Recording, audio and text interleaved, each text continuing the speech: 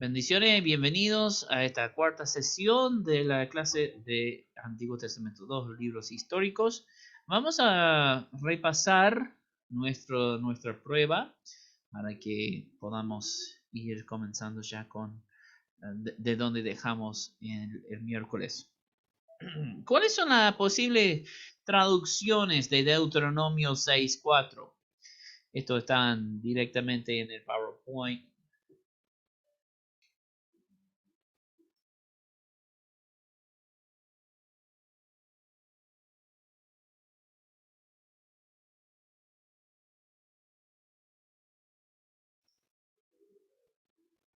¿Tienen ahí?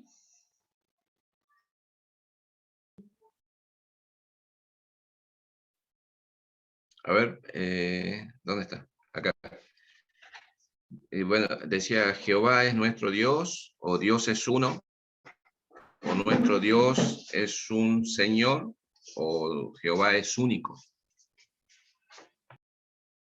Muy bien, muy bien. Número 2. ¿Cuál es la diferencia entre monoteísmo y enoteísmo? Dijimos Yo la que... hice rapidito, Cris, porque usted sabe que estoy en el negocio. No sé si la hice bien.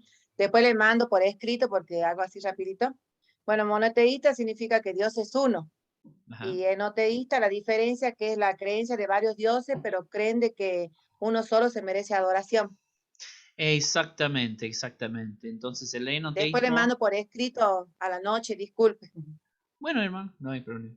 Entonces, enoteísmo es más bien el marco teológico de Israel premonárquica, ¿no? Donde existen varios dioses, pero solamente Jehová es adorado. ¿Qué son los Elohim? Buena, profe. Buenas, Juan Carlos, ¿cómo Buena, estás? profesor. Bien, gusto saludarlo. Bueno, yo puse que son entes o seres espirituales en 5 categorías y que está compuesto por los dioses del concilio, los demonios, los ángeles y los espíritus de los muertos.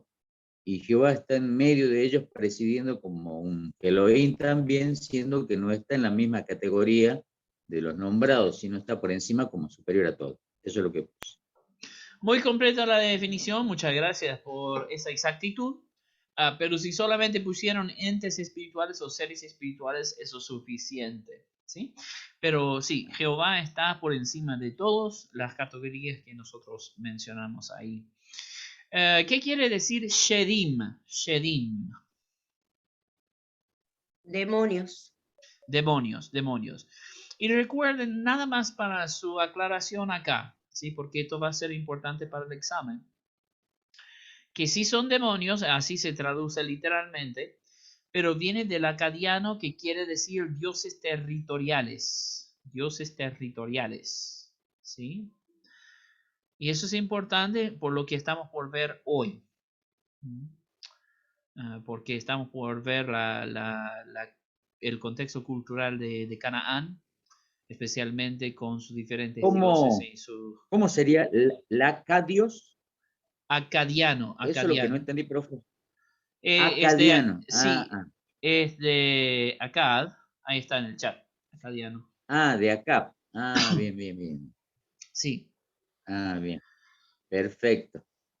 Claro, eso es lo que no entendía porque no sabía cómo era la palabra, no había escuchado bien, y que sí tienen autoridad sobre ciertos territorios acadianos, entonces. Ajá. Listo, Y gracias, bueno, profe. ellos tenían cierta autoridad sobre su geografía y por eso nosotros vamos a ver que cada pueblo mencionado en esta sección va a tener sus propios dioses, ¿sí? Ahora, todos se van a basar en básicamente la misma mitología, pero sus dioses son locales. Sus dioses son locales. Pensalo casi como Salamanca. Nosotros estando en Santiago, la hermana Alejandra nos puede decir mejor, no me acuerdo, pero hay diferentes localidades que tienen diferentes tipos de espíritus casi demoníacos. que influyen en el tipo de música, por ejemplo, para los folclores, cuando los músicos de folclore se dedican, yo creo que el mayor es el Salamanca, ¿no? Pero si vos querés diferente tipo, podés ir a diferentes montes santiagueños para recibir la bendición o investimenta, no sé cómo sería, del poder del espíritu santiagueño para ser mejor folclorista, ¿no? Y por eso yo escucho folclores cristianos y hay una canción que hacen estos folclores, dicen que yo no canto a la Salamanca, no canto a tal y tal y tal y tal Dios, no, solamente canto a Cristo. Y estaba bromeando con la hermana Miguelina el otro día porque estábamos escuchándolo y no le canta a ninguno de esos espíritus, pero se asegura de nombrarlos a todos, ¿no? O sea, en la canción. Pero ahí, Profe, sí, Juan Carlos. profe, usted sabe que hace un par de años, estoy hablando de 20 a 25 años atrás, vino un famoso pastor X a la Ujú. ciudad y bueno, era el principal invitado y bueno, él hablaba de la Salamanca y bueno, trajo un movimiento para todos los pastores que debían ir a donde está la Salamanca. Y bueno, se contrató gendarmería, un guía, bueno, casi mueren ellos por ir al lugar donde estaba la Salamanca, tendrían que ir a ese lugar para vencerlo y bueno, una serie de cosas. Y muchos pastores se han prendido a eso, bueno, ahora entiendo en parte, y fueron a una zona montañosa, obviamente, en helicóptero, luego fueron caminando, bueno, hicieron una travesía muy grande para llegar, o no llegaron en realidad, no llegaron porque después contaron en testimonio, imágenes, y la idea era ir a vencer a esa Salamanca que estaba dominando cierto territorio. Pues, seguramente, bueno, ser parecido al tema que estamos hablando, ¿no? Bueno, vos fíjate, justo estamos hablando y vamos a hablar esta noche acerca de lugares altos, los árboles frondosos, esas cuestiones que son mencionadas mucho para la idolatría pagana, pero que se ha sido adoptado por la cultura católica medio sincretista, porque el catolicismo en sí, o sea, la variedad normal no tiene tanto ímpetu en lo local, ¿no? Pero acá en Argentina, nosotros sí tenemos ese ímpetu, especialmente por la ciudad. Por ejemplo, acá en Salta, o vas arriba al Cerro de San Bernardo, ahí está, o tenés el peregrinaje todo el camino para llegar hasta San Bernardo, y ahí tenés una estatua de San Bernardo. Allá en Belén también tienen lo mismo, no me acuerdo qué santo es Pastor Alejandra, que está ahí por encima de la ciudad mirando, y vos lo podés ver en la noche, podés ver todas las, no sé si son velas o luces que van hacia ahí, ciertos territorialismos, y se dice santo patrón, ¿no? Pero en realidad viene más bien de la cultura pagana americana, ¿no? Que el catolicismo en sí, ¿no? Bueno, profe, también, o sea, eso en nuestro país, cada pueblo tiene su santo patrono, es decir, Ujú. seguramente ahí también, en lo que usted explica en el Cerro San Bernardo, yo bajé por las escaleras que se baja, Yo tiene, bueno, subí, las ese estaciones y lleva todo. más compromiso, ¿no? Yo subí una vez, Sí. matado. Bueno, Yo bajo. bajé, nada. ¿Sabe? Le quiero contar al margen, le quiero contar que hoy en Orán hay un movimiento católico donde van a venir más de 30.000 personas, es lo que se estipula por la beatificación de dos mártires, Pedro Ortiz de Serte y Juan Antonio Solina, dos sacerdotes del siglo XII, que fueron martirizados, y bueno, ha generado un movimiento turístico también a la vez, pero es tremenda la influencia, el gasto millonario que se está haciendo acá esta noche y mañana, un escenario que vale 2,5 millones que han instalado. Es un movimiento tremendo lo que se está viviendo acá en Orán, y yo lo califiqué como un movimiento, bueno, obviamente un movimiento muy especial de la Iglesia Católica, que tiene mucha influencia. Esto viene después de la sentencia que tuvo el obispo Gustavo Sancheta de los abusos de menor y todo eso. Estamos a 2 o 3 meses de eso y bueno, han venido autoridades de la sede del Papa. Eso es lo que quería contarles. Bueno, hubo discusión, en realidad no discusiones personales en el buen sentido con mucha gente yo por el tema de el gran cisma que tenemos como historia, que es la beatificación, casualmente es uno de los puntos. Así que bueno, quería comentarlo nomás. Bueno, es interesantísimo la charla, interesantísima la charla, porque nos ayuda a relacionar con la historia, ¿no? Porque no estamos, o sea, lo que vamos a ver va a parecer muy raro a primera vista, pero cuando nosotros empezamos a relacionar, vamos a ver que no estamos tan alejados de lo que está pasando en el texto de los libros históricos.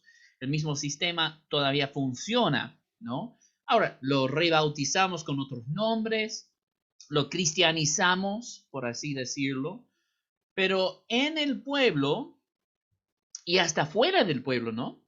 Hasta fuera del pueblo, gente viniendo, haciendo el peregrinaje, haciendo homenaje a estas personas ya fallecidas, va en el mismo sentido de lo que venimos hablando con el Shedim, y también lo que vamos a ver en cuanto al territorialismo de los dioses de Canaán. ¿Sí? Así que vamos a ir para allí, así mientras tenemos la conexión bien.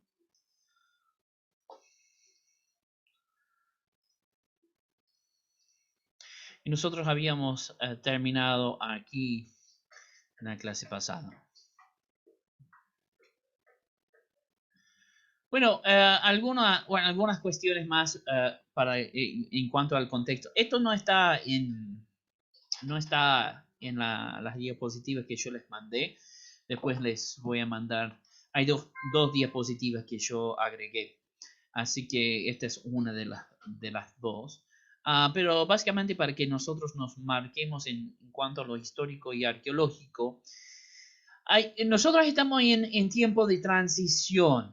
El Pentateuco, todo el Pentateuco, es durante el tiempo de la tradición oral. Y nosotros podemos ver que es Moisés quien, y desde la perspectiva judía, esto es lo que se afirma, es Moisés quien empieza a escribir el alfabeto hebreo desde lo que escribe Dios con su dedo. Entonces, el alfabeto hebreo es inventada, por así decirlo, por Dios en el monte Sinaí, y es Moisés quien enseña ese alfabeto. Pero antes de Moisés, todo era tradición oral. Eso incluye desde Adán hasta Moisés, hasta José, ¿no?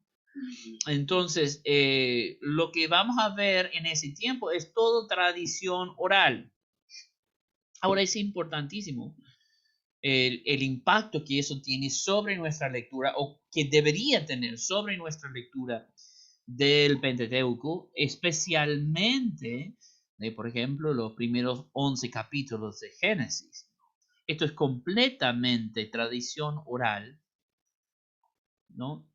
Y cómo llega Moisés a entenderlo, a saberlo, se argumenta antropológicamente que desde su madre, quien era su nodriza y también su tutor, dentro del palacio de Egipto, ¿no?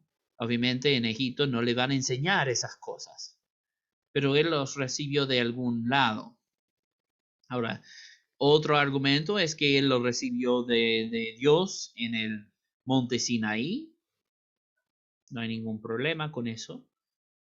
Pero termina siendo lo mismo. Lo mismo en el sentido que no fue escrito era desde su recepción oral o su entendimiento oral, y él es quien es básicamente el primer historiador de Israel. Entonces, antes de Moisés no tenemos historia, es decir, es prehistórico. ¿Sí?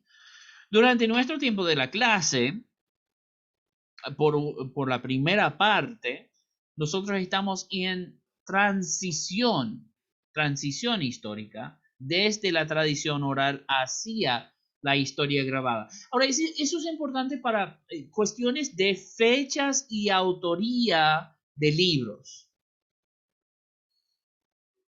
¿Por qué digo eso? Porque algunos, desde la perspectiva tradicional, por ejemplo, el Pentateuco fue escrito por Moisés.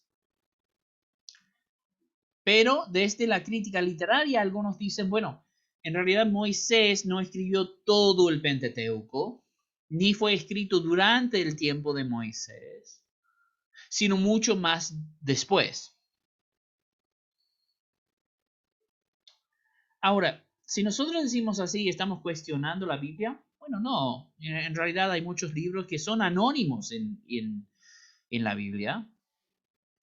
Hay libros donde no sabemos cuáles son sus fechas de autoría.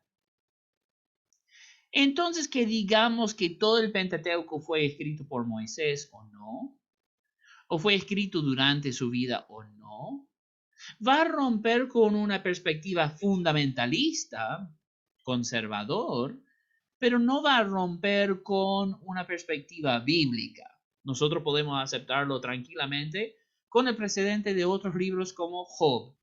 No sabemos cuándo fue escrito, no sabemos quién es su autor.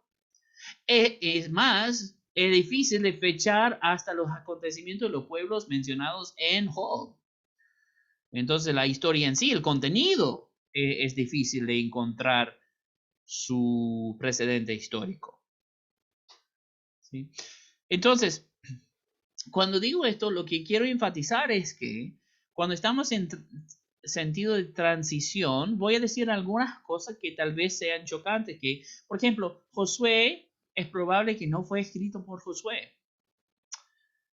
Josué no fue marcado como gran escritor en la Biblia. Eso no fue su función. Pero por más que no fuera escrito por Josué, eso no afecta a la veracidad de la Biblia ni a la perspectiva bíblica. ¿Sí? Entonces, en ese tiempo de transición, podríamos ver que tal vez hasta el libro de Josué podría haber estado escrito en el tiempo post-exílico. Eso es problemático, pero no.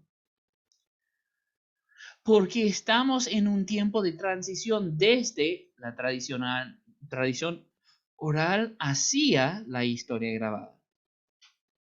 Es recién después de la construcción del templo donde empezamos a tener historia grabada firmemente como nosotros conocemos la historia. Es más, es durante la construcción del templo donde nosotros recibimos las fechas del éxodo y de la conquista. Recién ahí. ¿Sí? Entonces, todo lo que está anterior a la conquista, en realidad no tenemos una idea. Estas son algunas presuposiciones históricas, pero podrían haber sido mucho más antes que esto.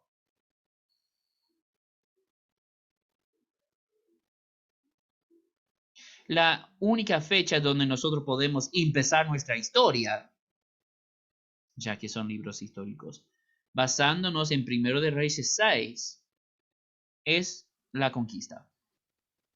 Profe, Sí, Juan Carlos. la pregunta es, ¿desde dónde se considera la transición desde la tradición oral hasta dónde? La tradición oral llega hasta Moisés. Desde Moisés hasta la construcción del tiempo estamos en transición. Entonces, algunas de estas historias podrían haber sido escritas por los que están nombrados dentro de la historia, o podrían haber sido escritos mucho después, solamente grabando la historia ahí, lo que ha sido contado oralmente en el templo o en las sinagogas, ¿sí?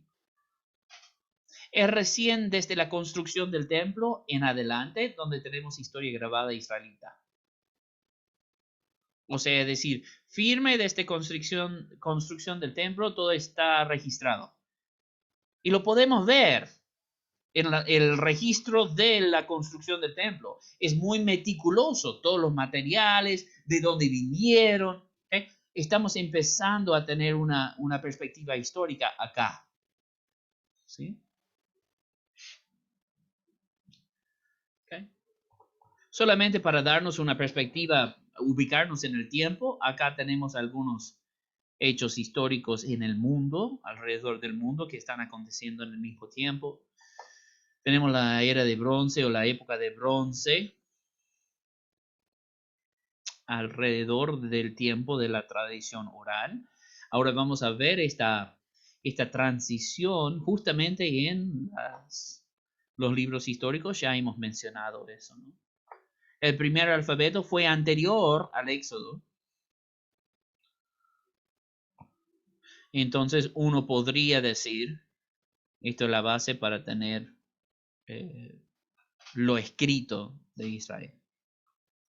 No vamos a hablar de los abiros, si ustedes quieren saber más de eso, bueno, podrían tomar Pentateuco, ahí vamos a hablar más acerca de ellos, pero básicamente son los precursores a los hebreos. La era de hierro empieza ya dentro de los libros históricos y nosotros literalmente lo podemos ver en la historia bíblica con los filisteos siendo herreros. Eso es novedoso para su tiempo. Y alrededor del mismo tiempo de esa transición encontramos la Odisea y la Ilíada de Homero, de los griegos, escribiendo su mitología griega. Y después vamos a ver, obviamente, el auge del imperio persa. Y eso vemos en la Biblia también. ¿Okay? Algunas cosas importantes para nuestra sección de libros históricos. Tenemos la conquista.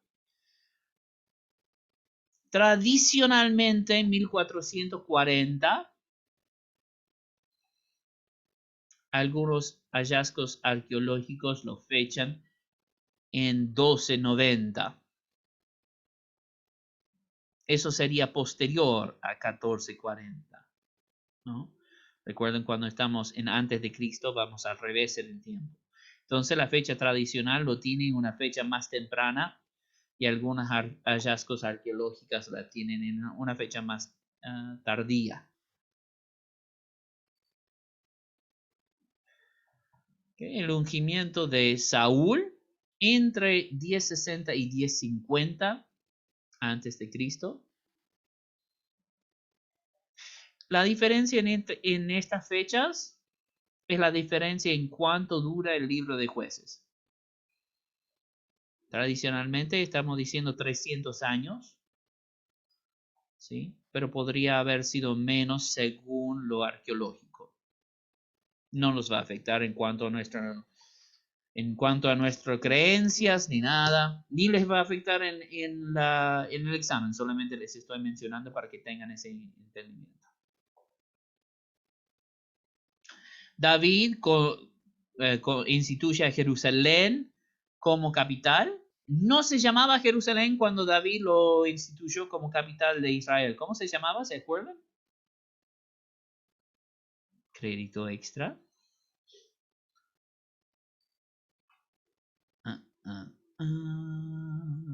Hay un pueblo que es nombrado por esta ciudad.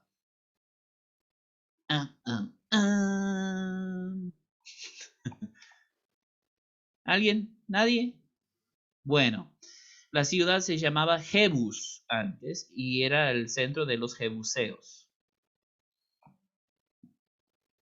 Después que David lo instituye como ciudad, se reconoce como la ciudad de David.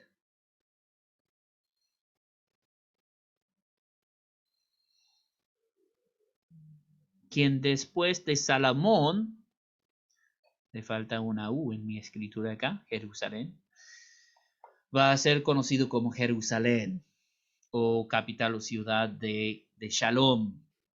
Salem es una aliteración de Shalom, de paz. ¿Sí? Porque durante el reinado de Salomón tenemos 40 años de paz. Bueno, tenemos la construcción del templo en 958, esto durante el reinado de Salomón. Después de la muerte de Salomón en 875 tenemos la división del reino. Casi 50 años después, 45 años después, 55 años después, tenemos la caída de Israel. Ahora, estas fechas van a variar por unos pocos años. Lo estándar acá sería 722, ¿sí? Pero dependiendo de tu texto, va a rondear entre 720 y 725.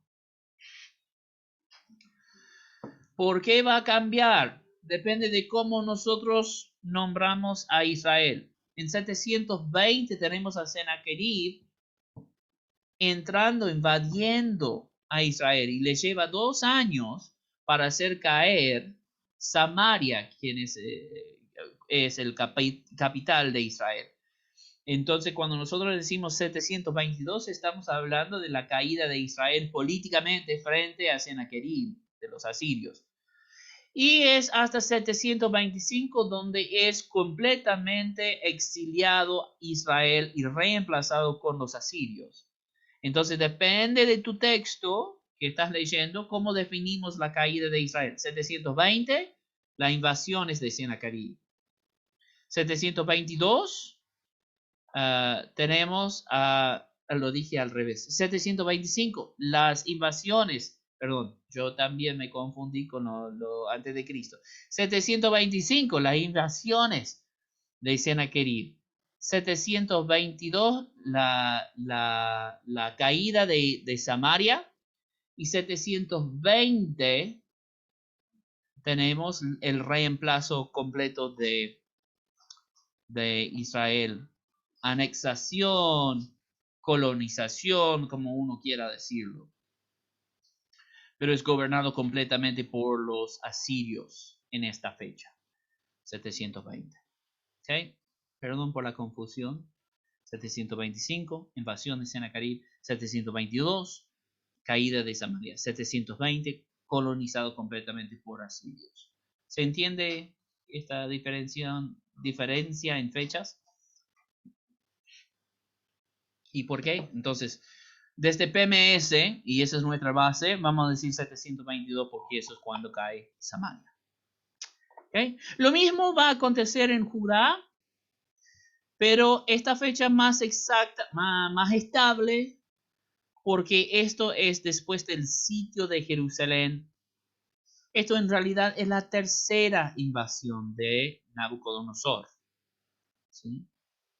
Pero esto es después del sitio de Jerusalén, y Nabucodonosor lleva los exiliados presos. Los que son exiliados, los otros son matados. Pero los exiliados presos a Babilonia. Ok, esto es el contexto histórico arqueológico de toda la sección literaria. Nuestro estudio se va a basar por su mayor parte, de hecho todo, porque como yo les dije, el exilio propio, es decir, cuando los judíos son llevados a Babilonia, no hay un libro histórico que se trate de ese tiempo, más allá de Esther, pero Esther en realidad es post-exílico, solamente acontece dentro de la geografía exílico. Entonces, durante el tiempo exílico en sí, los libros históricos no tratan ningún tema. Es decir, hay 70 años básicamente de silencio desde los libros históricos. Desde los libros proféticos podemos ver la historia de Daniel, que son los primeros 6 capítulos. Entonces, eso llena ese vacío histórico. Pero desde la sección literaria de los libros históricos, no vamos a tratar nada de Babilonia. Entonces, todo el escenario para nosotros va a ser acá en Canaán. Entonces, antes de la conquista, nosotros tenemos un sistema de gobierno bastante parecido a Grecia antes del imperio. ¿Sí? Nosotros tenemos básicamente una agrupación de ciudades-estados. Ellos todos tienen su propio poder. A veces se pueden aliar para luchar en contra de un enemigo común. A veces ellos van a pagar tributos directamente para evitar la guerra, y ellos van a ser estados vasallos de los invasores. Pero por la mayoría del tiempo ellos funcionan como pueblo aparte. Y vamos a ver que ellos también van a tener peleas entre sí. Pero es especial el tiempo de la conquista. ¿Por qué? La mayoría de estos estados vasallos habrán sido gobernados por el superpoder del tiempo geopolítico, Egipto. Sin embargo, durante el tiempo de los viajes desérticos de Israel y también durante el principio de la conquista, estos pueblos van a ser abandonados por Egipto. Es decir, Egipto habría entrado para, como ellos están pagando tributos a ellos, para defenderlos de sus pueblos invasores. Ahora Israel invade, sin embargo Egipto es debilitado. ¿Por qué está debilitado Egipto?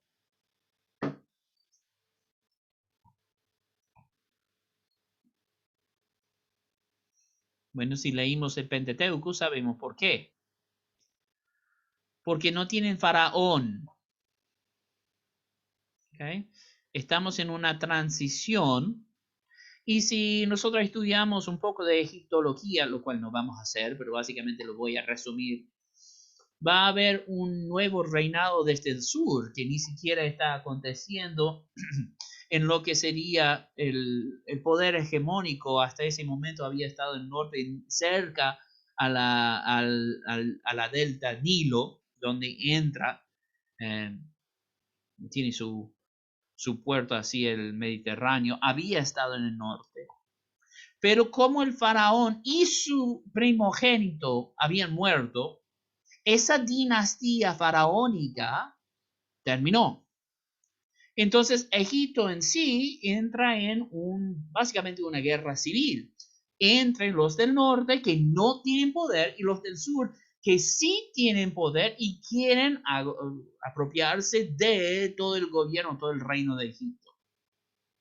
Entonces en este momento Egipto es nulo y va a estar nulo hasta casi el final del tiempo preexílico en los libros históricos.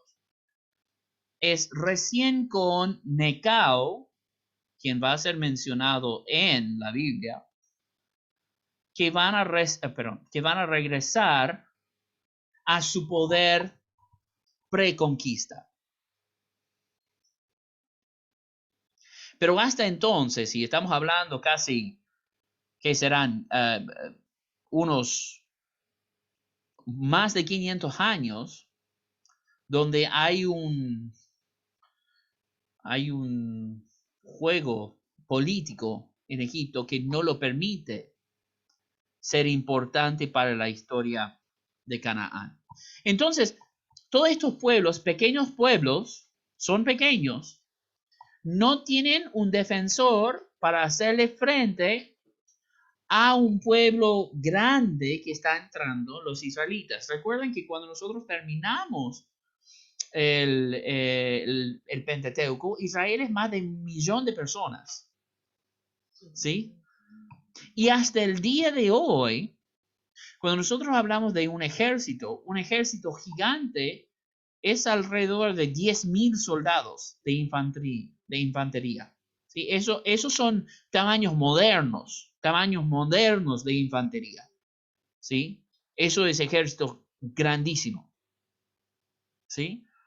Entonces, si vos tenés 1 millón de personas, ¿cuántos de ellos son aptos para pelear? ¿No? 10.000 no sería la 10ª parte de la población. ¿Sí? Estamos hablando de casi 1%. Entonces Israel entra con este poder de población frente a estos pueblos pequeños y ellos realmente no tienen chance en contra de Israel. Más con la estrategia de Josué que nosotros estamos por ver. Ellos no tienen chance en contra de los israelitas.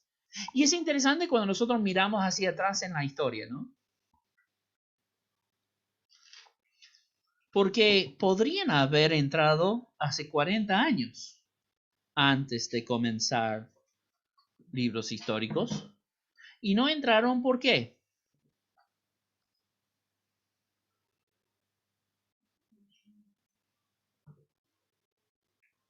¿Por qué no entraron en Canaán? Números.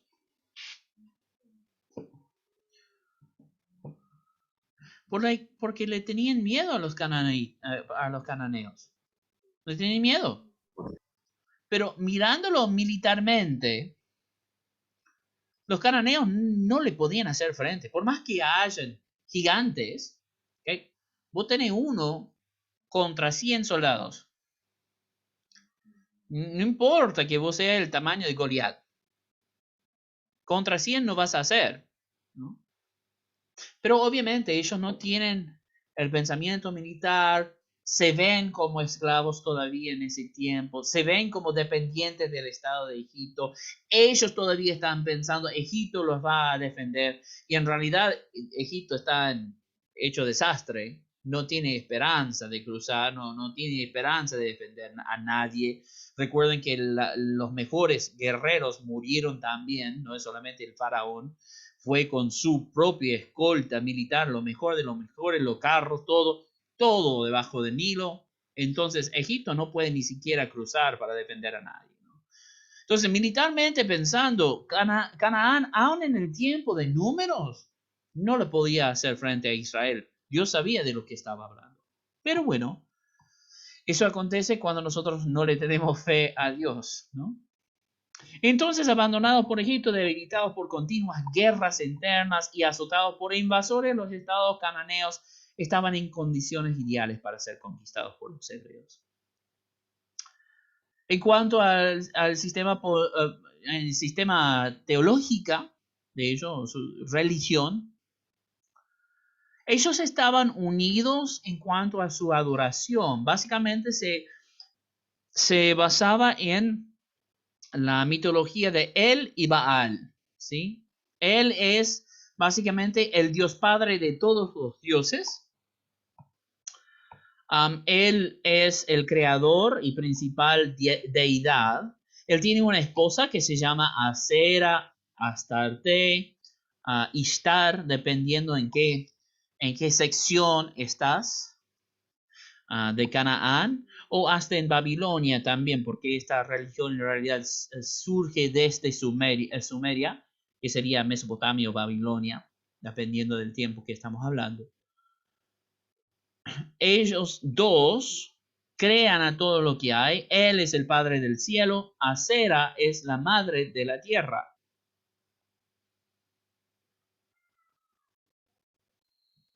¿Suena familiar? Debería sonar familiar. Okay. La deidad femenina siempre, casi siempre, se trata de la tierra en sí. Es la tierra quien produce frutos, ¿sí? Como una mujer. Es la madre de donde salimos, ¿sí? En la mayoría de la mitología cercano Oriente, hasta en la Biblia. Nosotros somos creados ¿de qué somos creados nosotros? Del polvo. Del polvo. Del barro. ¿Y quién metió mano en el polvo?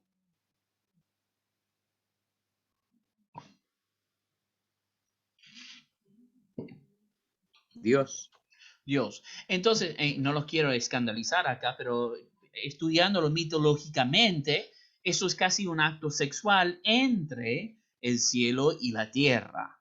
Dios del cielo mete mano en la tierra y crea al ser humano. Bueno, este es el pensamiento mitológico y básicamente va a lo mismo acá. Él es el del cielo, es el Padre Toro, es el más fuerte, ¿no?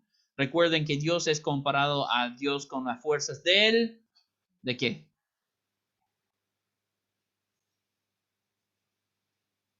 Dios tiene las fuerzas de él. Es un animal. Búfalo. Búfalo. Ok. Básicamente, desde este tiempo es el mismo animal toro. Es más, nosotros lo podemos ver en el monte Sinaí. Sale un becerro de oro. ¿Sí? Bueno, esto en realidad es una representación de él. ¿Sí? Y algunos dirían que el nombre de Elohim sale de esta tradición cananea de él. ¿Sí? El Elohim es plural, como dijimos. Él es singular.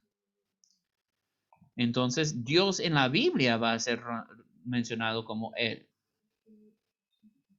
Por eso vimos todo lo que vimos en estos días anteriores. Les dije que para nosotros a veces cuando estamos leyendo, especialmente Josué y Jueces, vamos a ver a los israelitas empezar a adorar a estos dioses. ¿Pero por qué? Mayormente porque no tienen formación teológica y las historias son tan similares que ellos lo equiparan. Es decir, cuando Aarón hace el becerro de oro, literalmente el nombre de Dios que él conoce es él. ¿Y qué es lo que se representa a Dios? El toro. ¿Sí? El toro.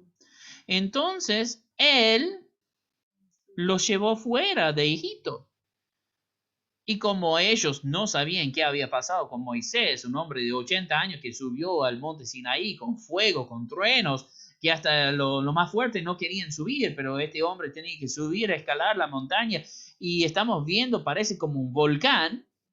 ¿Qué habrá pasado con él? No sabemos. Necesitamos un mediador. Entonces, ¿qué hacemos? Bueno, la idea egipcia era, los ídolos eran mediadores con sus pares celestiales. O sea, era una representación terrenal del ente espiritual. Entonces, ellos no estaban adorando a la imagen, sino necesitaban un mediador entre ellos y Jehová. Entonces salió el becerro. Esto es natural para ellos entender esto. Es natural para ellos ver que Astarte es la madre, porque en la religión judía no hay una parte femenina. Pero sí sabemos que nosotros fuimos sacados del barro, tal como en esta religión cananea, el del cielo se une con la tierra, Asera, y forma al ser humano. Es más, él y Asera delegan las tareas divinas en lo que tiene que ver con los seres humanos a su hijo. El Señor entre sus hijos, Baal. Él es Dios de las tormentas, de las lluvias, crecimiento de la vegetación. Y entonces para una sociedad agraria, Baal, cuando digo él en este sentido es él como pronombre, no él como nombre de su padre.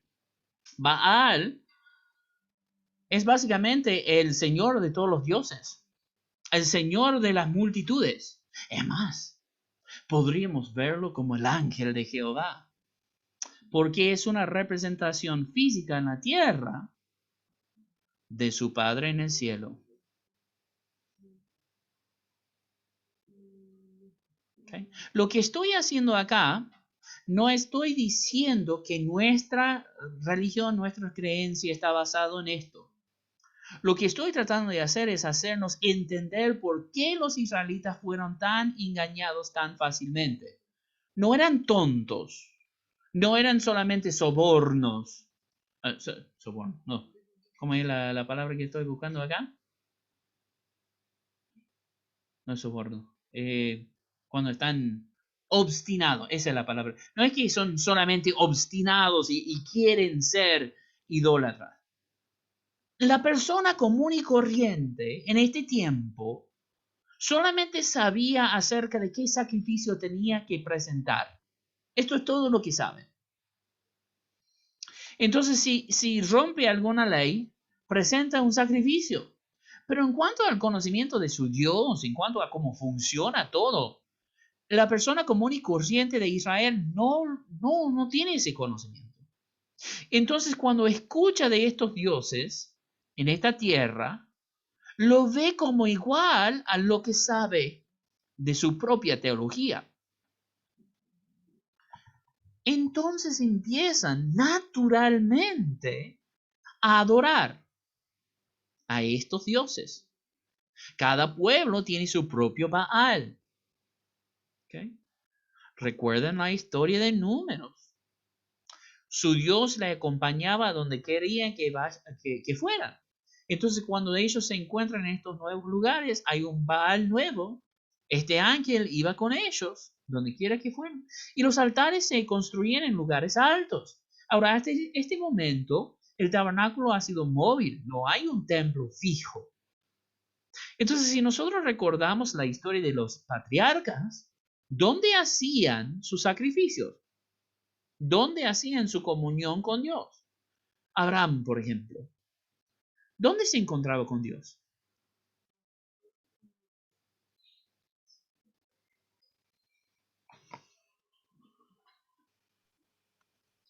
¿Se fue a Moría? ¿Ok? ¿Y moría dónde? Un lugar alto. Una montaña. Es una montaña, es en la montaña donde está construida la ciudad de Jebus o de Jerusalén, ¿no? Entonces, Moria es el monte Sión, más después lo vamos a escuchar en los Salmos, por ejemplo. Entonces, él iba a un monte. Cuando nosotros vemos por ejemplo, a Betel, cuando nosotros vemos a diferentes lugares, ellos siempre van a los lugares altos, a los lugares donde hay un árbol grande, para marcar dónde se encontraban con Dios. Entonces, todos estos conceptos empiezan a confluir hacia un entendimiento incorrecto de la adoración correcta a Dios. Lo que quiero marcar aquí es que el diablo no viene a los israelitas diciendo, este es un ídolo, y van a romper su pacto con Jehová. No, lo hace parecer, el concepto cultural lo hace parecer como si fuera bueno para con Dios creerlo, adorarlo y practicar. Es lo mismo que hace hasta el día de hoy. Israel somos nosotros. Ahora podríamos decir fácilmente, ellos son unos tontos. ¿Cómo van a ver todo esto de Dios y dar su espalda a Él?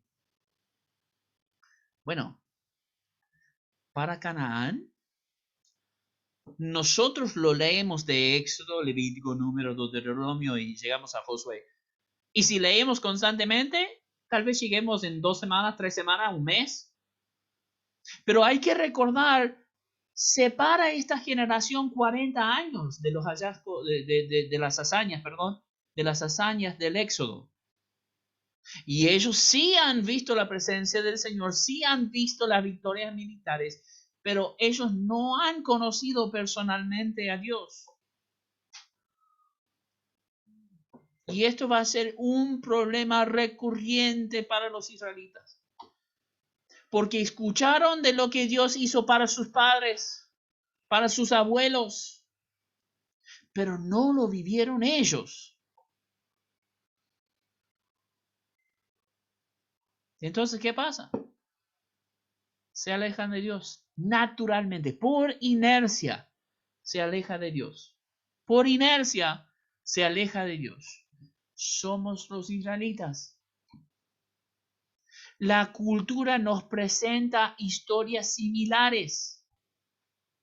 La ideología de género es una nueva religión. de ser moralmente correcto con las minorías, de no oprimirlos, de liberarlos, de sacarlos del closet. Esto es Isaías 60. Esto es Lucas 4. El Espíritu de Jehová está sobre mí. ¿Para qué?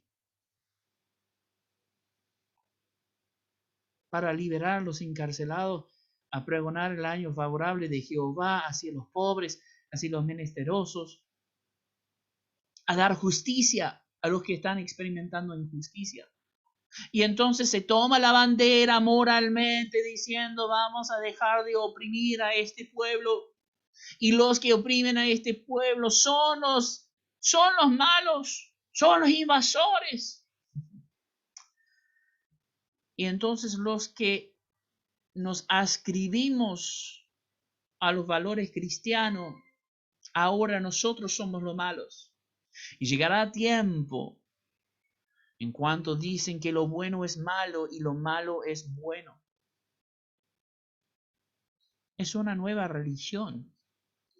Y está atrayendo y haciendo caer a los mismos elegidos de Dios. ¿Pero por qué? Porque no tienen conocimiento bíblico. Porque no tienen formación en la palabra de Dios.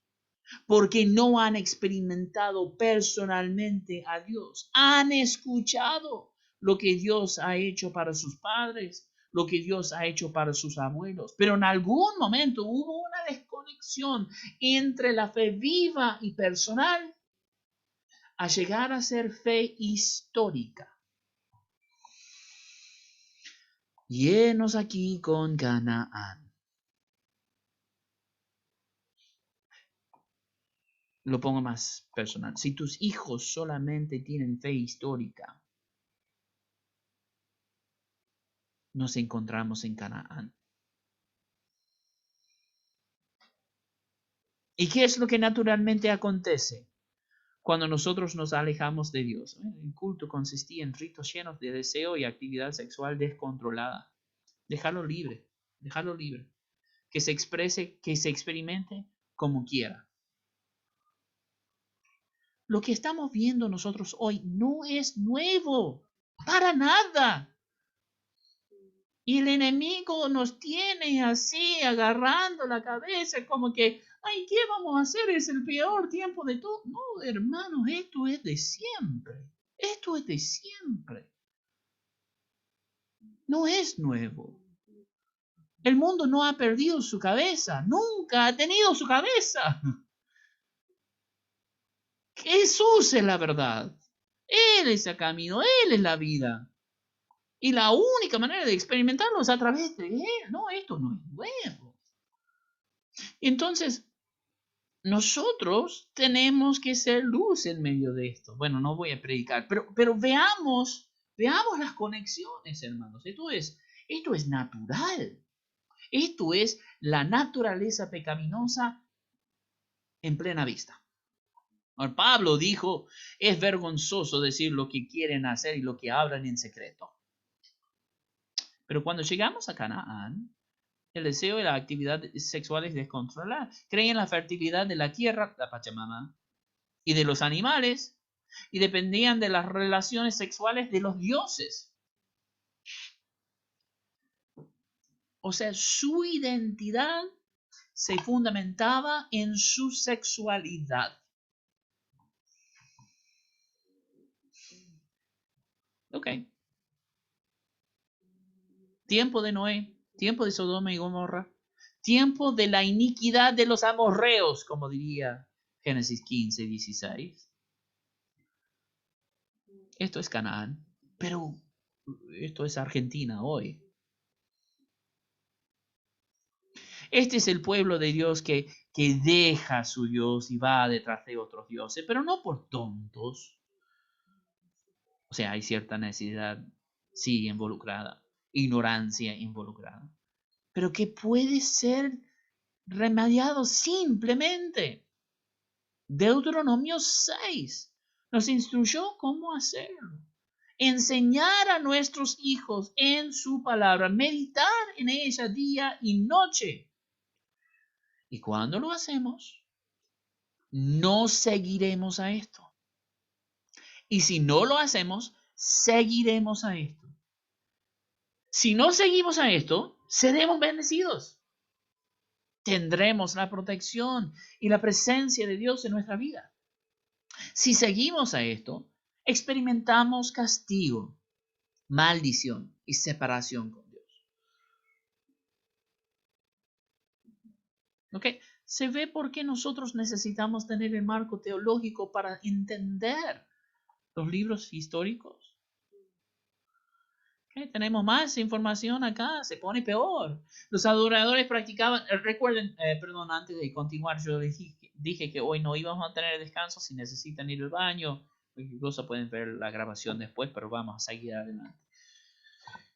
Los adoradores practicaban indiscriminadamente el sexo en los cultos para asegurar la fertilidad, la productividad de la tierra. No sé si han visto, y no sé si es cierto o no, porque vivimos en una época donde no se puede confiar en lo que se ve.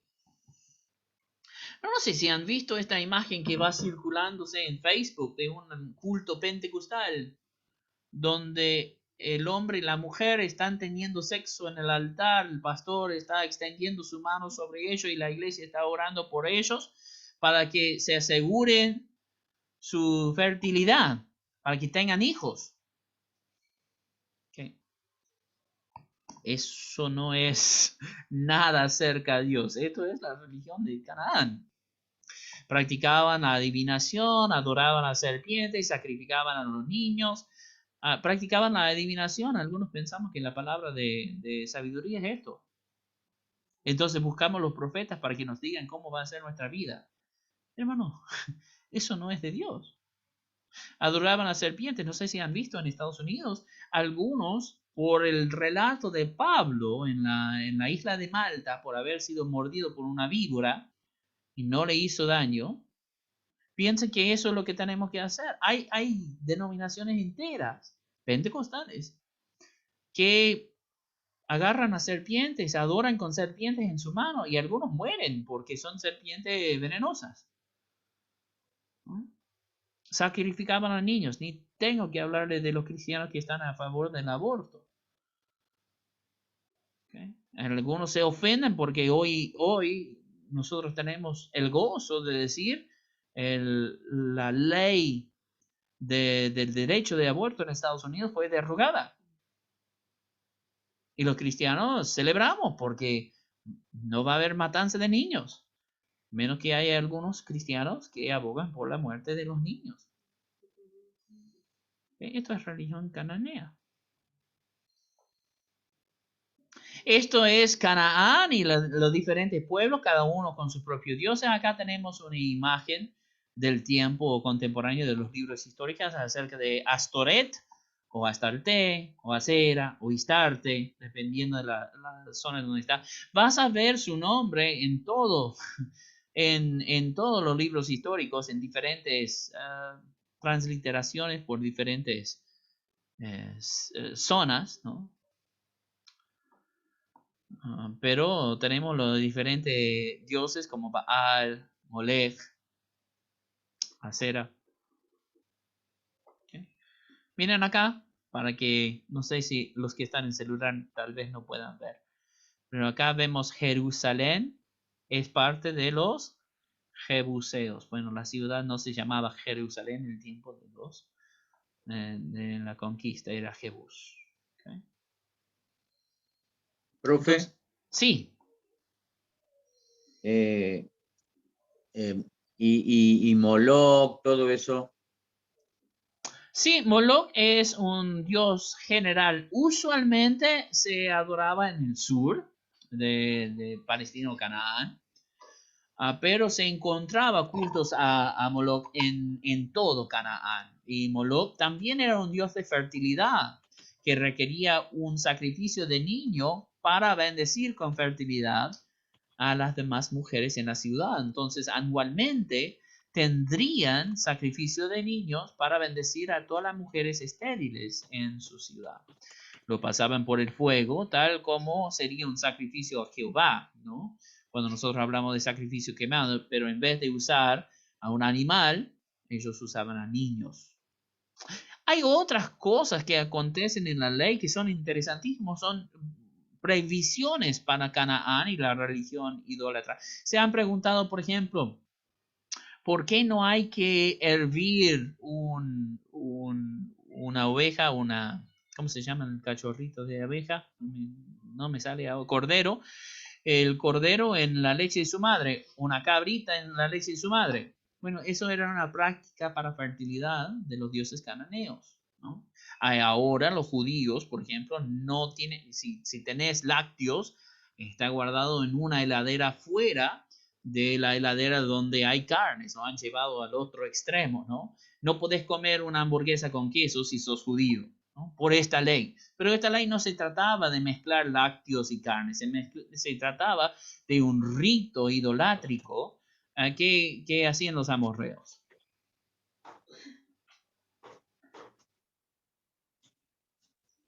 ¿Tenías una pregunta ahí, Juan Carlos? Sí, hace poquito, el 24 de junio del mes pasado, todavía se sostiene en algunos lugares la cultura, la tradición de el pasar por las brasas a las personas que lo prometen a San Juan, por ejemplo, el 24 de junio puntualmente, y por lo menos acá en la zona se hacen tipos rituales y prenden brasas, y bueno, los que están apromesados, como se dice, ellos pasan caminando, quemándose. Es actual todavía eso, ¿no? Sí, netamente pagana es. O sea, podés ponerle al santo que quieras, pero la práctica es pagana. ¿Sí? Es lo mismo. Es lo mismo. Bueno, se puede entender entonces por qué es tan fácil para los israelitas, aparte del deseo de la carne, ¿no? Cuando vos prometés de que todo esto tienen sus propias sacerdotisas, que básicamente son prostitutas de los templos a estos dioses, que van a poder practicar las relaciones sexuales con esta mujer indiscriminadamente, o sea, y no quiero que se escandalicen, pero, a ver, ¿alguien me puede leer Génesis 15:16? Génesis 15:16. Creo que es 15:16, tal vez sea al revés, pero estoy casi seguro que es 15:16.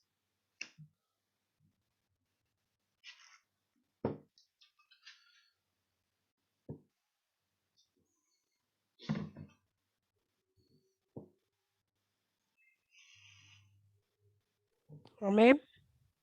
Adelante, hermano. Cuando hayan pasado 4 generaciones, tus descendientes regresarán aquí, a esta tierra, porque los pecados de los amorreos no ameritan aún su destrucción. Ok, perfecto. Aquí estamos hablando Dios con Abraham. 4 generaciones van a pasar y ustedes van a regresar por aquí. Está profetizando la esclavitud de los israelitas en Egipto. Y ellos van a regresar acá. Ahí va a ser el colmo de la iniquidad de los amorreos. Bueno, podés ver que los amorreos están por todas partes acá.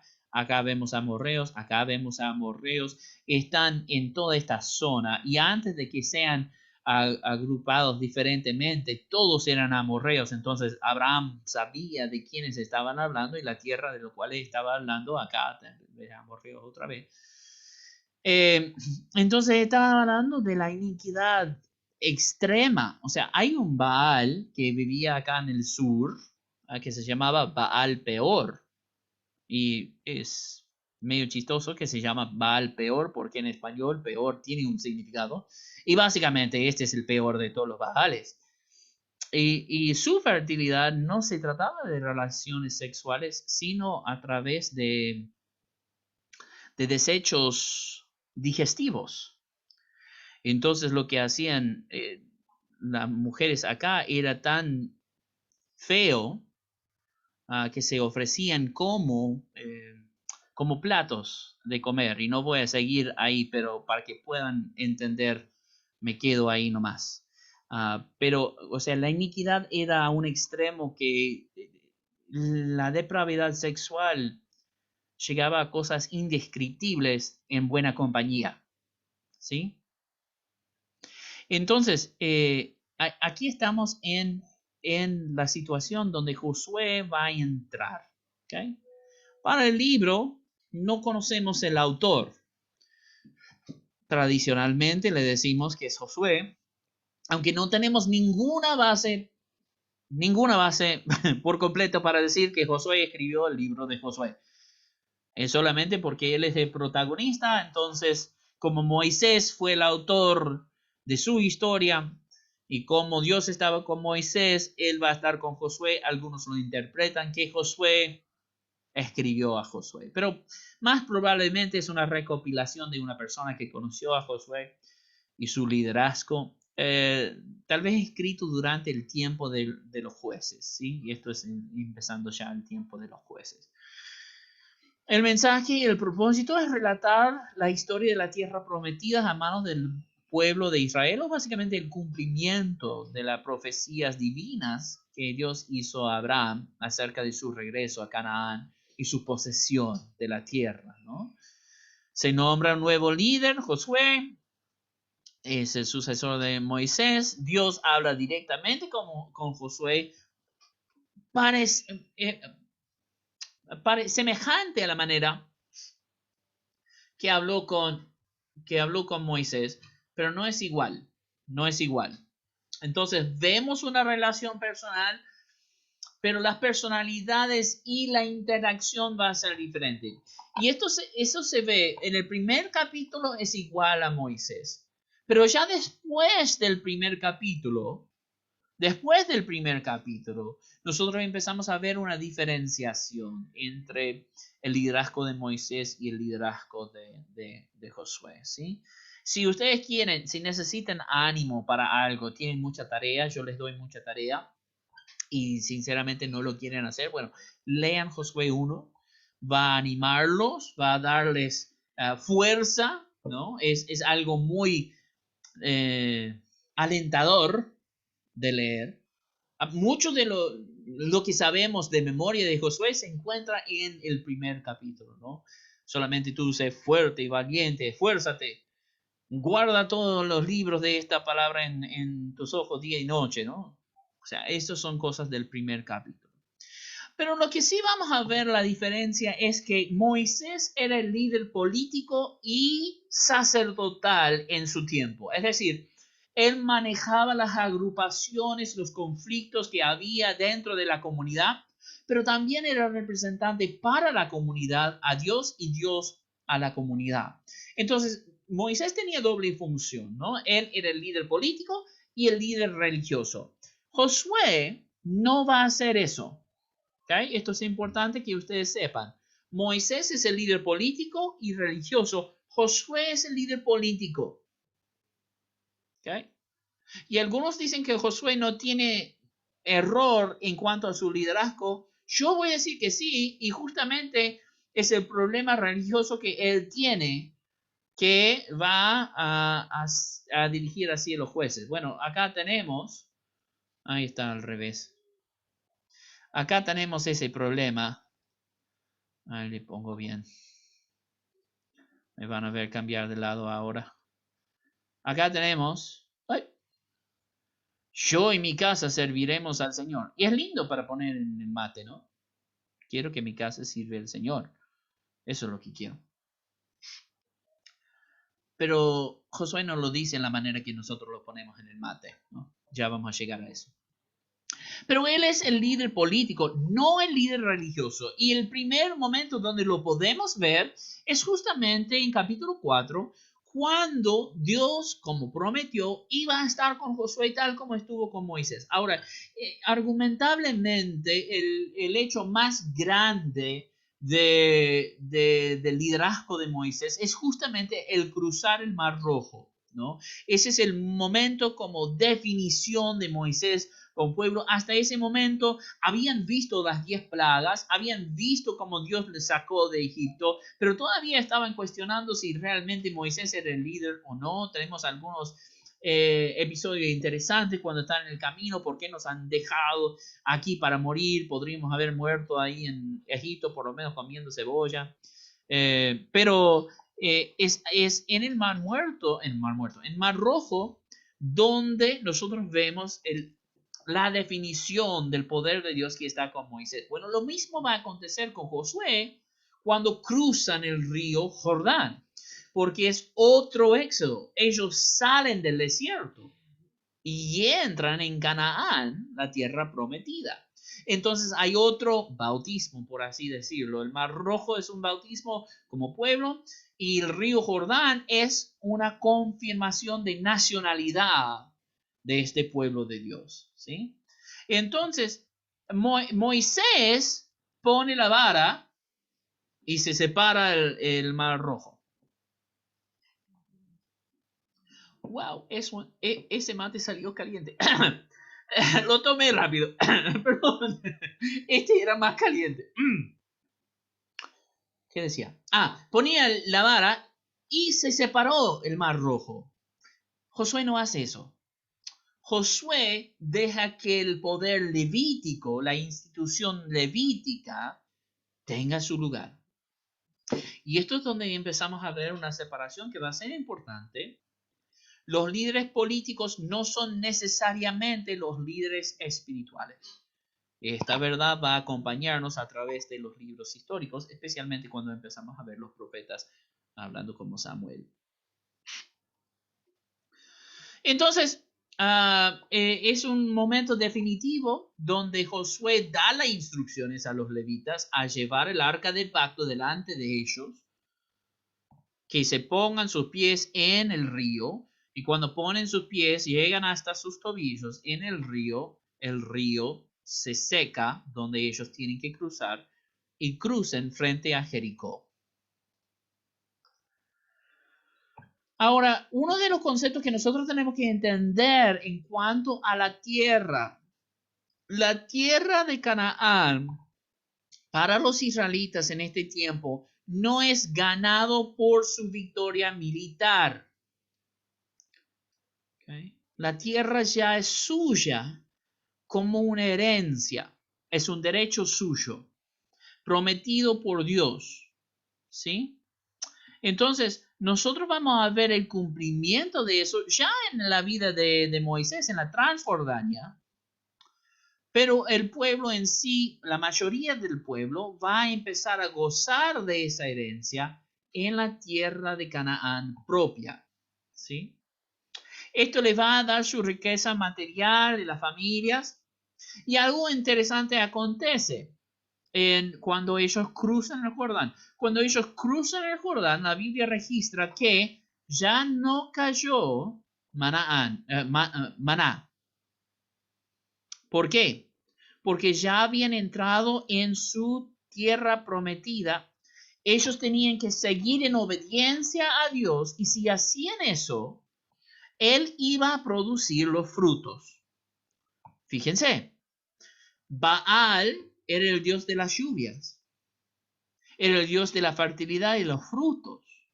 Había todo un ciclo de ritos para llegar a tener los frutos. Pero es Dios quien dice, yo voy a traer las lluvias, yo voy a producir los frutos. Mientras ustedes me obedecen a mí, tendrán. Entonces, es Dios quien va a empezar a hablar acerca de estos otros dioses. Y muchas veces los autores de los libros históricos van a igualar a Dios a descripciones que son directamente para Baal. Por ejemplo, Baal es descrito como el que viene sobre las nubes en gloria. ¿Dónde lo hemos escuchado eso?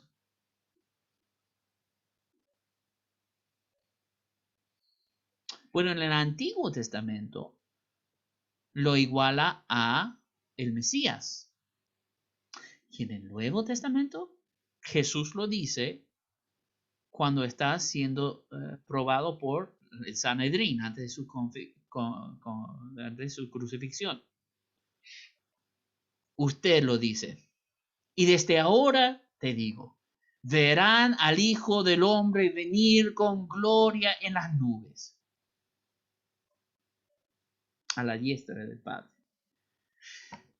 Eso quiere decir que el Antiguo Testamento y hasta Jesús mismo fueron influidos por estas religiones cananeas.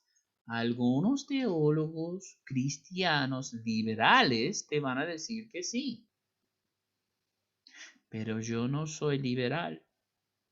Yo creo que hay otro propósito para este dicho. ¿Qué es? Aunque ustedes, israelitas, escuchen que Baal va a venir en las nubes con gloria, que Él les va a traer lluvia y Él les va a producir el fruto, y si no le adoren a Él, Él les va a castigar porque este era un Dios fuerte en Canaán. No lo crean, porque yo soy el que trae la lluvia.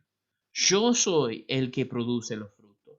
Yo soy el que va a llevar toda la gloria, y si cuando me ven venir en las nubes, se van a dar cuenta que yo no soy Baal, yo soy Jehová, ¿no?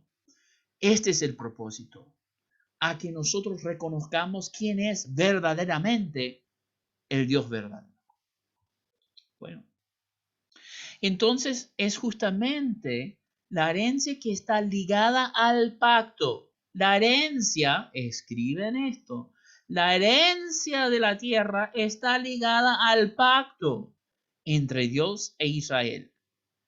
Si se rompe este pacto, Israel no tiene a la tierra como herencia. Esto se llama el exilio. Es el exilio. Dios llega hasta cierto punto de su paciencia, de ver cómo su pueblo rompe, quiebra con su pacto y dice, has perdido tu herencia. Y no lo vamos a charlar mucho, pero esto es uno de los fundamentos wesleyanos y arminianos para decir que la salvación se pierde. ¿Okay? Mientras no se continúe en el pacto, ya se pierde su herencia. Bueno, nosotros vamos a ver entonces que tanto en capítulo 8 como en capítulo 24 está reiterado este pacto, y que si ellos se mantienen en este pacto, ellos van a gozar de su herencia. Pero hay algo interesantísimo que acontece en capítulo 5, que ellos entran en su tierra, pero se da cuenta en la lectura que toda esta generación que vagaba por el desierto no circuncidaba a sus hijos. Porque es en capítulo 5 donde tienen una gran celebración de Pascua y se circuncida el pueblo. Es como una nueva Pascua. Es decir, nosotros tenemos en Éxodo la primera Pascua. Es el primer día del año, va a definir el año hebreo, el calendario. Y eso se muestra el éxodo desde Egipto, desde la esclavitud hacia la libertad a adorar a Dios. Pero acá tenemos un eco, un espejo, un reflejo de ese mismo Pascua, porque aunque ellos han salido de Egipto, no han salido de su mentalidad de esclavitud, no han salido de su mentalidad de nómada. Acá la promesa de Dios se está realizando frente a sus ojos. Entonces, cuando celebran la Pascua por primera vez después del Éxodo, en 40 años, ellos, después del monte Sinaí, porque ellos celebran ahí, desde ahí ya no celebran hasta aquí. Es como un nuevo Éxodo. Salieron de su castigo del desierto, salieron de su castigo de vagar por las afueras de Canaán. Entraron en su nueva tierra prometida y ahora empiezan a ser el pueblo de Dios. Ellos son parte del pueblo del libro, ¿sí? La ley de Dios que los define. Ahora, este concepto de que ellos tienen que mantenerse en el pacto para experimentar su herencia va a ser fuertemente mostrado desde el carácter de Dios. ¿Okay?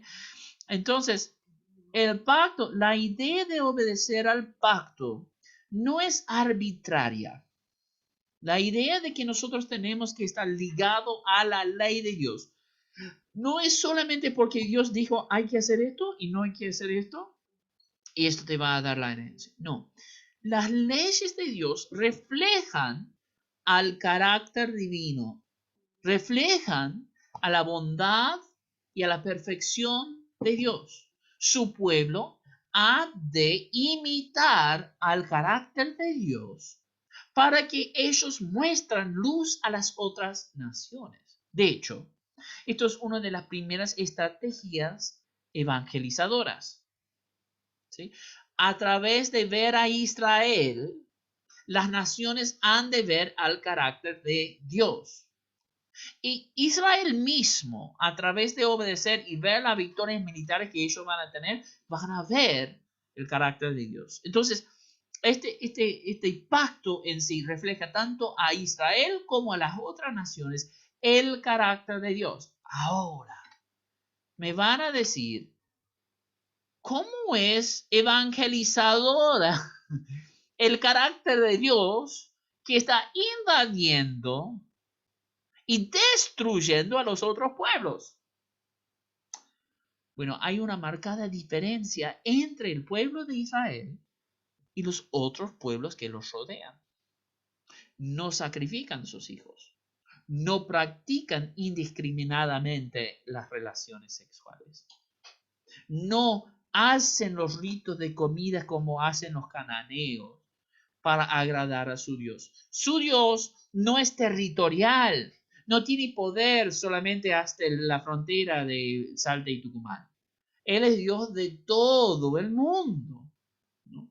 Entonces, la diferencia que vamos a ver en Israel va a ser marcada por su perfección y también el carácter de Dios no es solamente misericordioso, sino también Dios es un fuego consumidor. Y esto es algo que nosotros hemos de tener en cuenta. No solamente el amor y misericordia de Dios mostrado a Israel, sino el fuego consumidor de Dios mostrado a Canaán. Y cuando Israel no refleja el carácter de Dios, Dios sigue siendo un fuego consumidor.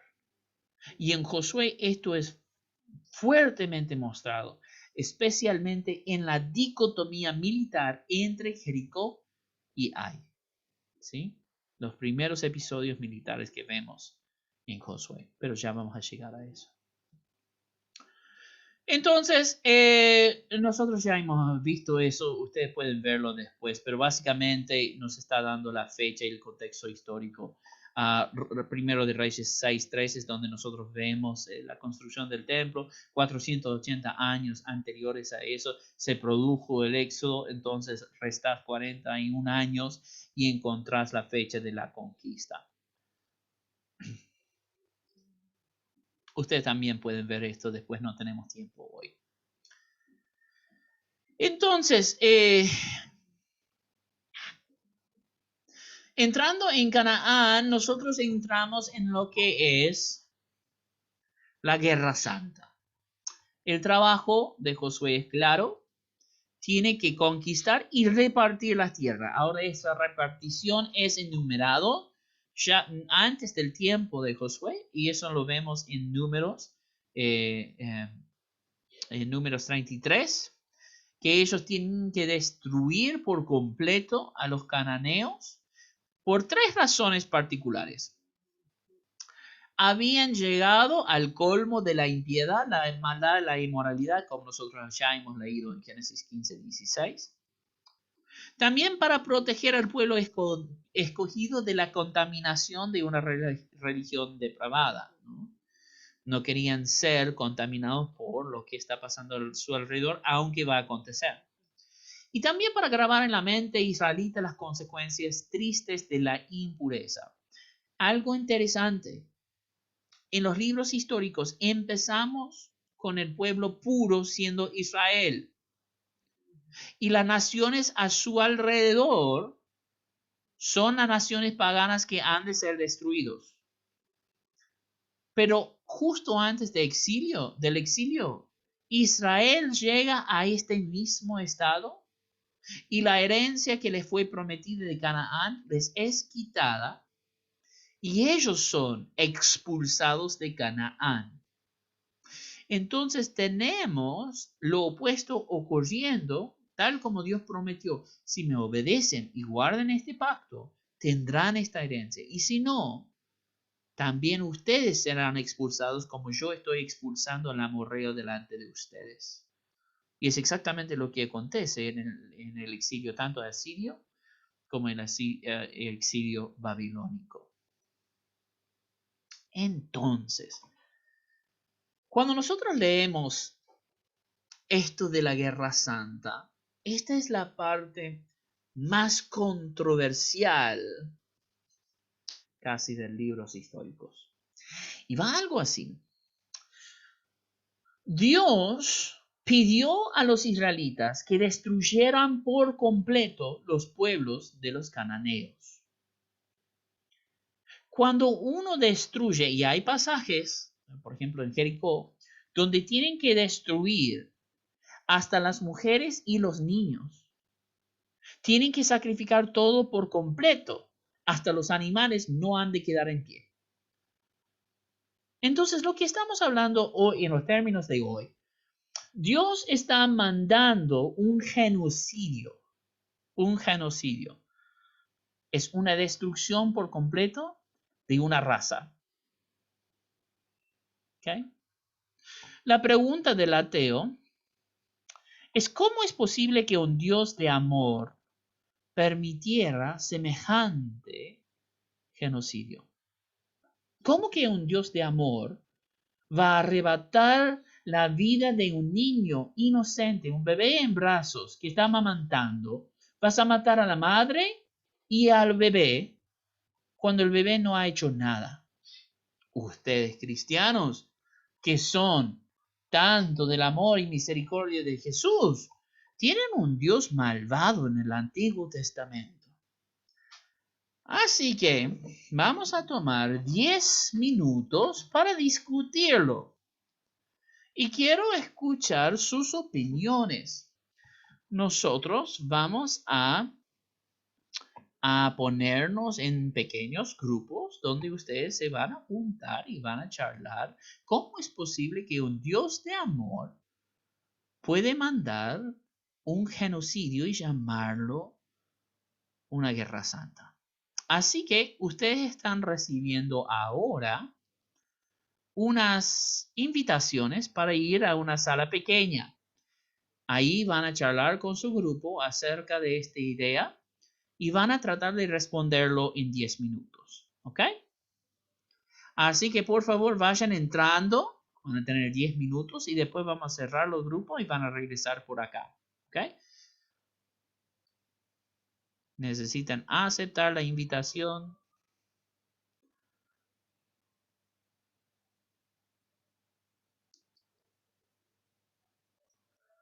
Debería haber aparecido como una ventana nueva ahí. Nadie está entrando en su reunión.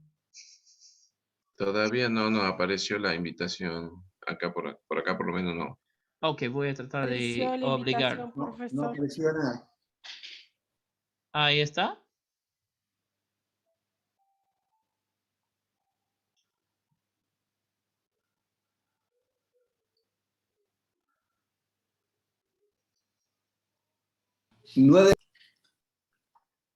Bueno, aquí estamos de vuelta ya con nuestros estudios hechos, nuestro diálogo, nuestro debate, nuestro Algunos sacaron el cuchillo del poncho. Todo. Yo estaba viendo, ese grupo 1 se puso bravo, pero bueno, así son las hinchas de Boca. ¿Qué va a hacer? Somos apasionados. ¿Qué?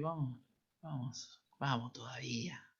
Los del otro grupo, no sé, ¿no? Medio flojito, pero así son las hinchas de River, así que no, ¿qué va a hacer?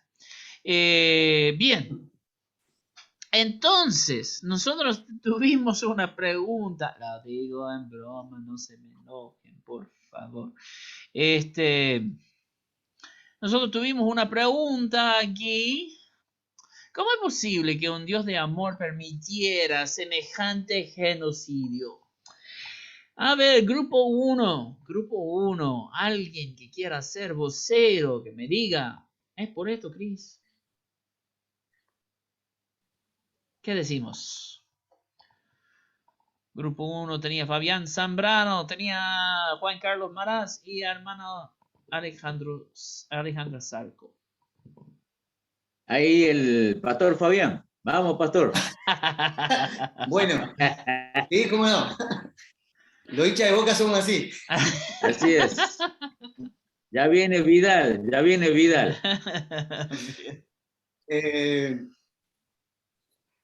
Yo creo, o creemos, yo escuché igual este pensamiento en el sentido de que si podemos comparar una víbora, una cobra que es venenosa, con todo el potencial que tiene de hacer daño, uno va a querer defenderse o matarla directamente, porque, por el potencial de daño que puede hacer. Y si vemos una cobra chiquitita, un bebé, también entendemos que tiene el mismo veneno. O sea, por eso que yo creo que el Señor ve en ese sentido, como ejemplificando lo mismo, esa clase de personas que estaba haciendo mal sobre la tierra, aún los niños también cargaban el mismo veneno. Por eso que el Señor decidió derraer sobre la faz de la tierra a esa clase de personas. Muy bien, ok. A ver, muchas gracias, grupo 1. Grupo 2. ¿Cómo responden a esta pregunta, por favor? Bueno, aportamos entre todos y fue bastante variado, pero esto más o menos lo que se extrajo de cada uno. Los pueblos extranjeros muchas veces eran contrarios a los planes de Dios y obstaculizaban los planes de Dios. Bueno, también, así como cuando uno se convierte y lo considera anatema a todo lo que no le agrada a Dios, bueno, había una limpieza de toda idolatría, y como Dios es un Dios santo, celoso, es fuego consumidor, necesitaba que para su pueblo hubiera un lugar también y un contexto así. Otro aporte era: Dios es soberano y justo, Él castiga el pecado. Es difícil entenderle, pero sus pensamientos están por encima de los nuestros y todo lo hace con un propósito. Y por último, Dios es soberano, sus planes son perfectos y lo que nosotros entendemos por amor y bueno no es lo mismo que Dios entiende por amor y bueno. Nada más. Eso. Ok. Bueno, muchísimas gracias entonces, grupo 2. Gracias a todos por estar involucrados. Eso va hacia su nota de participación. Así que cada vez que nosotros tenemos grupos pequeños, va a ser así. ¿Sí? Bueno, no tenemos mucho tiempo para ver todo. Les voy a dejar picando hasta el lunes en nuestra respuesta en sí. Pero quiero llegar hacia Josué 5, 13, 15 y con eso terminamos hoy. Josué 5, 13 a 15. ¿Alguien me lo puede hacer la gentileza de leer, por favor, este pasaje? Josué 5, 13 a 15.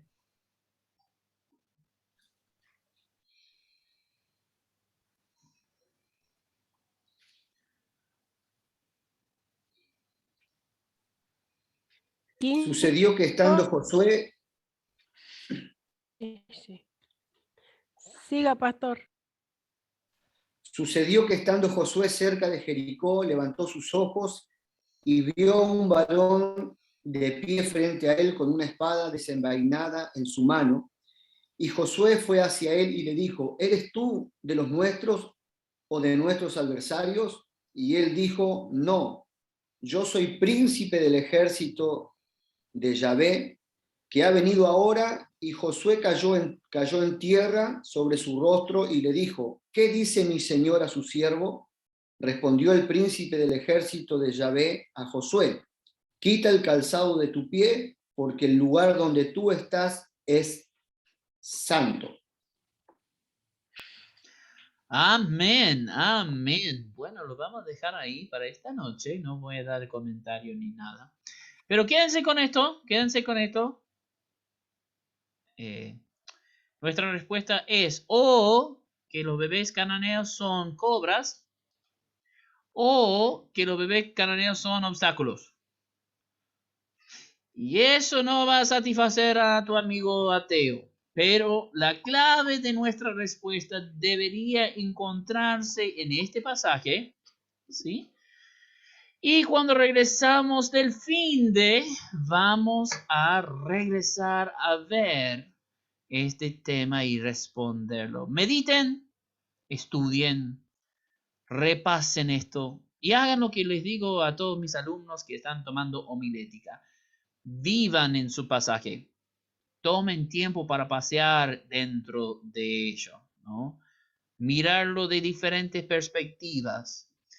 Y creo que ahí vamos a tener revelación del Espíritu Santo. Bueno, todavía no hemos terminado con Josué y estamos terminando la primera semana. Que Dios nos ayude a terminar los libros históricos para el jueves. Bueno, muchísimas gracias para su atención, para su participación. Que Dios le bendiga, que tengan un lindo fin de semana, sus cultos llenos de la presencia del Señor. Y Dios mediante, nos encontremos el lunes a las 19 horas. Que Dios le bendiga, nos vemos. Amén. Bendiciones, pastores. Bendiciones, compañeros. Profe.